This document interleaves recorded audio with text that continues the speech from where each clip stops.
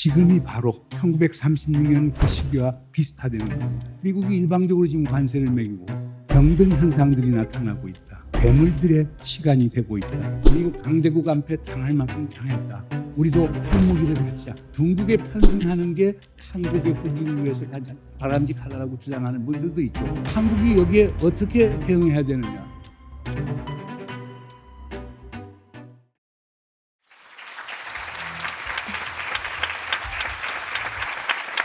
반갑습니다. 제가 지난 한 2개월 동안 오스트리아 비엔나에서 체류하다가 왔습니다. 그래서 유럽의 여러 국가들을 순방하고 강연을 하는데 유럽의 지식인들이 요즘 많이 인용하는 게 안토니오 그람시라고 하는 사람의 얘기입니다. 이탈리아 공산당을 만든 사람입니다. 무솔리니 파시스트 정권 하에서 감옥에 있다가 1936년 2월에 감옥에서 나왔고 그때 출간한 책이 프리즌 노트라고 해서 옥중 일기죠. 이 책을 썼는데 거기서 상당히 의미심장한 얘기를 합니다. 낡은 질서는 죽어가고 있고 새로운 질서는 태어나지 않았는데 태어나려고 투쟁하고 있다. 이 권위의 시대, 병든 현상들이 나타나고 있다. 그리고 이 권위 시대는 괴물들의 시간이 되고 있다. 그게 바로 이태리의 파시즘, 독일의 나치즘, 유럽 국가들끼리 보호주의 정책 전개, 그리고 2차 세계대전이 나왔던 겁니다. 그래서 제가 유럽 지식인들에게 물어봤죠. 왜 안토니 그람시의 그 얘기들을 많이 활용하느냐. 그분들 얘기는 지금이 바로 1936년 그 시기와 비슷하다는 겁니다. 우리 지정학적 세계를 보죠. 자, 러시아가 우크라이나를 침공했죠. 가자에서 나타냐후가 무자비한 침공을 벌였죠. 그 다음 미국과 이스라엘이 이란에 대해서 선제적 타격을 가했습니다. 그리고 인도 파키스탄이 전쟁을 하고 타일란드와 캄보디아가 사사한 문제를 갖고 결국 전쟁을 하고 이제 전 세계가 위기 속에 빠지고 있거든요. 근데 과거 패권 국가인 미국은 하는 게 아무것도 없고 유엔의 역할도 거의 미미하고 나토와 유럽 연합의 역할도 미미하고 그러니까 전쟁이 벌어지고 수많은 사람들이 살상하고 죽어가는데도 국제사회에서는 어떤 행동도 취하지 못하고 있는 현실. 그것뿐이 아니죠. 한반도에서는 평화 안정이 건재할까? 이런 문제들이 엄청나게 나오고 있습니다. 그러니까 지금 전개되고 있는 권위 시대, 패권 질서가 무너지고 새 질서는 태어나지 않은 상태 속에서 엄청난 암투가 벌어지는 현상을 얘기하는데 그 현상이 지금 지정학적 분야에서는 토마스 하우스가 얘기하는 만인이 만인에 대한 투쟁, 전쟁 상태로 나오고 있다는 거죠. 근데 이게 꼭 안보 분야만 그러는 게 아니에요. 경제 분야도 보세요. 트럼프 대통령이 미국 경제가 어렵다. 미국이 소위 무역 수지가 악화되고 있다. 그래서 일방적으로 상호 관세, 어떤 국가에서는 100%도 매기고 한국 같은 데도 25% 매긴다고 했다가 최근 협상에서 15%로 내려오긴 했지만은 미국이 일방적으로 지금 관세를 매기고 상호 관세 25%, 15%로 낮춰줄 테니까 한국은 투자를 미국에 3,500불씩, 500억 불씩을 하라. 그런데 그것도 지금 미국 정부가 주장하는 것은 트럼프 대통령이 그 투자처를 결정을 한다. 그리고 투자를 하는데 돈은 한국에서 나가는데 거기서 생기는 이득은 50대 50으로 나눈다. 오직해서 우리 산업통상부 장관 하는 김정관 장관이 세상에 이런 불공정한 게 어디 있느냐. 미국은 돈 한 푼도 안 내놓고 거기서 생기는 이익의 50%를 가져간다? 그건 완전히 일방주의란 말이에요. 그런데 지금 보세요. 유럽에도 지금 6천억 불 투자하라고 얘기하고 일본은 5,500 불 투자하겠다고 약속을 했고 그리고 그렇게 압박을 가하는 것은 전부 다 관세라고 하는 카드를 사용하고 있단 말이에요. 그러면서 결국 미국이 만든 자유주의 경제 질서라고 하는 걸 미국 스스로가 파괴하고 있는데 그 대안이 보이지 않는 거예요. 그것도 제가 볼 때는 그 병든 현상 중에 하나라고 이렇게 볼 수가 있고 세 번째 큰 문제는 과학기술 문제예요. 미국이 사실상 2차 세계대전 이후에 기술 패권을 계속 유지하고 있었죠. 미국이 소위 오리지널 테크놀로지들을 많이 만들어냈기 때문에 미국이 어떻게 뭘 전개했느냐. 테크노 글로벌리즘이라고 해서 기술 세계주의라는 걸 주장했어요. 대신 다른 나라들이 미국 기술을 얻어가는데 그에 대한 대가로서 로열티를 지불하는 형식으로 해서 미국이 많은 이득을 받죠. 근데 그 사이에 한국, 일본, 유럽 국가들, 중국이 따라잡았단 말이에요. 그러면서 특히 중국이 기술 부상이 심해지기 시작하니까 미국이 그거에 대해서 견제를 하기 시작하는 거예요. 과학기술이라는 게 국가 경쟁력을 결정하죠. 무기체계에 영향을 주기 때문에 한 국가의 안보에 영향을 주죠. 그리고 기술 표준이라는 것을 자국 중심으로 가게 되면은 사실상 그건 기술 패권을 확보할 수 있는 거니까 과학기술이 상당히 중요하단 말이에요. 근데 지금 미국이 하는 정책을 보면은 완전 기술 민족주의로 가고 있는 거예요. 그래서 중국, 심지어 한국, 유럽 국가들에 대해서 과학기술에 대한 수출 통제를 가하기 시작하고 다양한 형태의 제약을 가하고 있는 게 오늘날 현실입니다. 그런데 마지막 이제 문제가 되는 것은 글로벌 거버넌스의 문제입니다. 미국이 공헌한 것 중에 가장 위대한 것 중에 하나는 유엔의 창설이에요. 2차 세계대전이 끝나서 우드로 윌슨 대통령이 국제연맹이라는 걸 만들었는데 미 의회가 반대해서 미국 스스로가 국제연맹의 회원이 되질 않았어요. 그래서 1945년에 2차 세계대전이 끝나면서 미국 주도하에 유엔을 만들었거든요. 유엔은 상당히 중요하죠. 왜냐하면 국제법을 지키고 국제사회의 평화 안정을 가져오는데 가장 중요한 역할을 합니다. 특히 유엔 헌장 1조에 나타난 그 유엔 회원국들은 모든 다른 국가의 영토와 주권을 존중해주고 모든 분쟁을 평화적으로 해결한다는 것을 유엔 헌장 1조로 삼고 있습니다. 그리고 그게 크게 작동을 해왔어요. 그러나 문제는 미국 스스로가 지금 유엔에서 떠나려고 그러는 거예요. 지금 유엔 분담금 내고 있지 않습니다. 그리고 세계보건기구에서 미국이 탈퇴했습니다. 유네스코에서 탈퇴했습니다. 세계노동기구에서 탈퇴했습니다. 미국이 떠난 유엔이 계속 존속할 수 있을까요? 근데 이 자리를 중국이 지금 야금야금 쳐나가고 있는 거거든요. 이렇게 본다면 지금 안토니오 그람시가 얘기하는 이 고리의 시대에 나타난 현상은 지정학적 불확실성, 소위 경제적 보호주의로의 전향, 과학기술 민족주의의 충돌, 글로벌 가버넌스의 위기 이런 현상으로 나타나고 있는 거거든요. 그렇다면 한국이 여기에 어떻게 대응해야 되느냐. 한국 내에서 논쟁이 많습니다. 한국에서 보수적인 시각을 가진 분들은 결국에 우리가 살 길은 미국하고 같이 가는 것이다. 그걸 영어로는 Pro-American Balancing Strategy라고 해서 친미 소위 균형 전략을 취해야 된다. 논리는 간단합니다.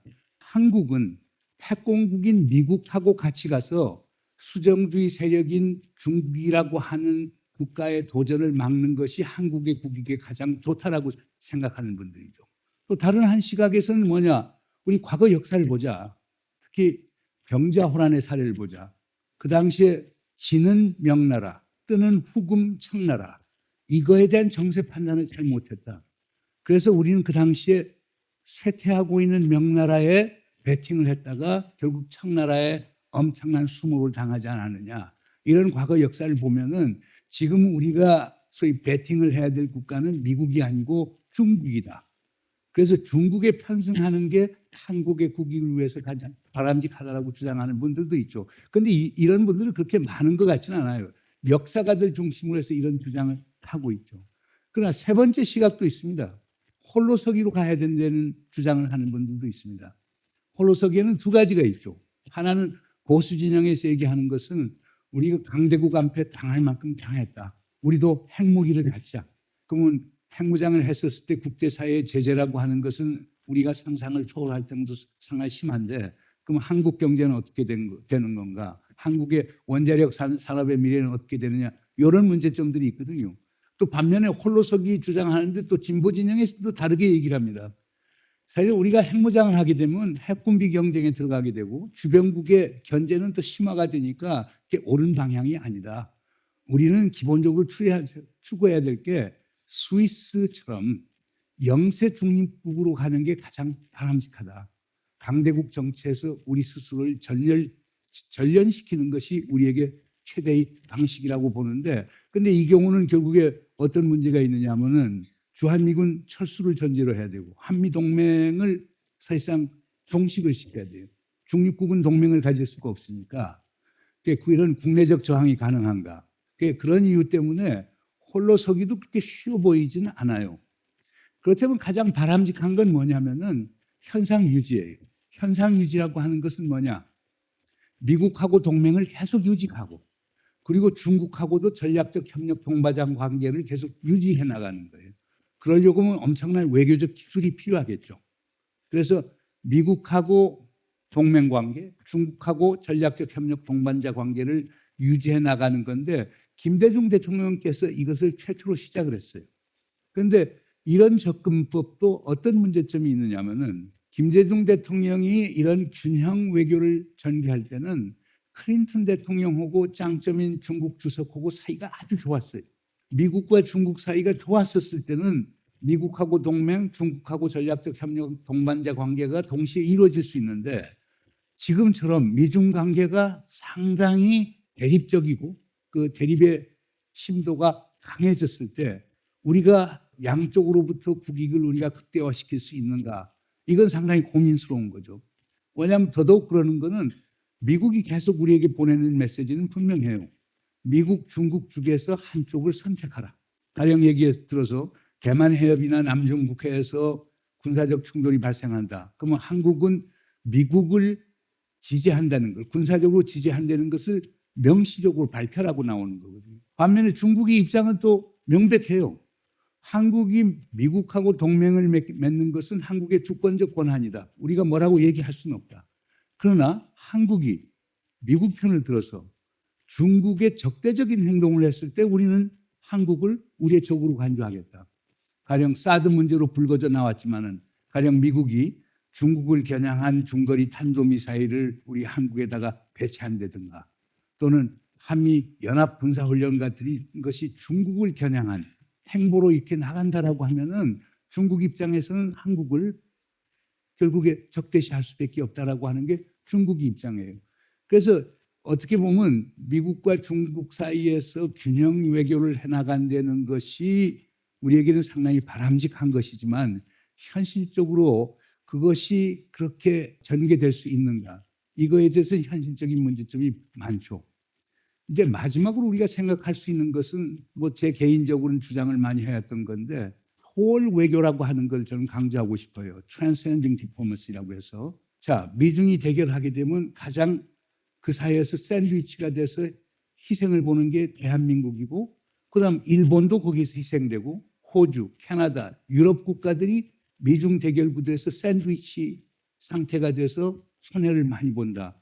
그렇다고 하면 이 샌드위치 상태에 있는 국가들끼리 협의를 해서 공동 대응해 나갈 수 있는 국제협력 체제를 만드는 게 바람직하지 않는가. 제 여기서 중요한 건 한국이 일본하고 협력을 잘해야 가능해요. 그럼 한국과 일본 협력하고 거기에 호주, 캐나다, 독일, 프랑스가 참여하는 중경국 협의체가 생기면 이들의 공통점은 이거예요. 미국하고 다 동맹을 맺고 있고 그러면서 중국에 대한 경제 의존도가 아주 높은 국가들이거든요.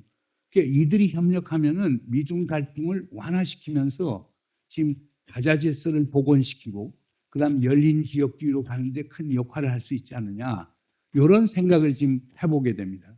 그런데 여기서 이제 핵심적인 거는 청년의 역할이에요. 좀 유럽 국가에서도 소위 극우 세력들이 상당히 목소리가 높아요. 지금 동아시아에서도 극우 목소리가 상당히 많아지죠. 놀라운 거는 20대, 30대 청년들이 이 극우 목소리에 동참하고 있다는 사실이에요. 이건 상당히 걱정스러운 거죠. 그런데 이 극우 생각을 가진 사람들의 방향은 이거거든요. 반이민 정책. 이게 넘버원이에요. 그리고 국수주의적인 정책, 민족주의적 정책, 국제협력의 배제, 세계화의 배제 이런 식으로 나가는 거거든요. 그런데 한국 같은 데서는 그런 정책을 폈을 때 우리에게 평화 번영을 가져올 수 있는가 이런 걱정을 하게 됩니다. 그렇다고 하면 이것을 역전시키면서 우리 한국의 젊은이들이 국제사회의 지도적 역할을 갖추면서 새로운 연대를 구축하는 작업이 상당히 필요한데 이걸 위해서 무엇이 필요하느냐. 제가 볼 때 제일 중요한 거는요. 많이 알아야 될 것 같아요. 그러니까 knowledge, 지식이 제일 중요한 것 같아요. 그런데 지식을 가지려고 하면 많이 읽어야 되지 않습니까?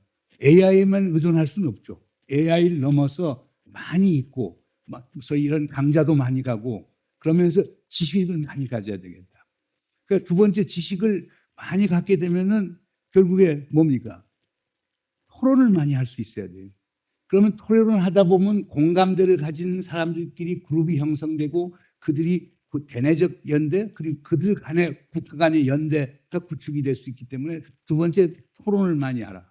세 번째로는 공감과 공유의 정신을 좀 활성화시켰으면 좋겠다. 우리 인간은 기본적으로 나르시시스틱 경향이 상당히 자기 도취적 성향이 상당히 강해요. 자기가 항상 우주의 중심이에요. 자기 중심으로 타인을 보거든요. 그 과정에서 타인을 악마화시키고 다른 나라를 악마화시키는데 저는 그런 방향은 결국 우리에게 가장 최악의 결과를 가져온다고 봐요. 이거 동정이 아니에요. 셈패시가 아니고 엠패시. 공감을 갖게 되면은 자연히 공유의 마음이 생기고 나눔의 마음이 생기는 거거든요. 그러면 나누기 위해서 또 필요한 게 뭐냐? 그 공감과 공유라고 하는 그런 어떤 가치 정향이 설정이 되게 되면 그다음 자연히 나올 수 있는 게 행동이에요. 우리가 소극적인 방관자로서는 이 국제 질서의 파고를 극복해 나가는데 기본적인 한계가 있다고 봅니다. 여러분 스스로가 행위 주체가 되고 여러분 스스로가 국제적 연대를 구축하고 인도적 위기에 대해서 대응할 수 있는 국제적 협력 또 세계 시민사회를 구축하는 데 있어서 직접적 참여 이런 걸 통해서 이런 여러 가지 아젠다와 관련한 데 여러분 스스로가 참여해서 행동의 주체가 되는 게 상당히 필요하다고 봅니다. 이런 역할을 쭉 했었을 때 제가 볼 때는 여러분이 국제연대의 이제 핵심이 되는 것 아닌가 생각이 됩니다. 그래서 제가 그 국제정세라고 하는 그 거시적인 얘기를 하면서 결국에 제일 기본은 여러분이 중요하다는 겁니다. 여러분이 미래의 주인이니까. 우리야 좀 있으면 사라질 노병들이고 여러분이야 미래를 구축하는 행위의 주체이기 때문에 여러분들이 지금부터 국제 문제에 관심을 갖고 열심히 행동하는 행동의 주체가 되길 바랍니다. 감사합니다.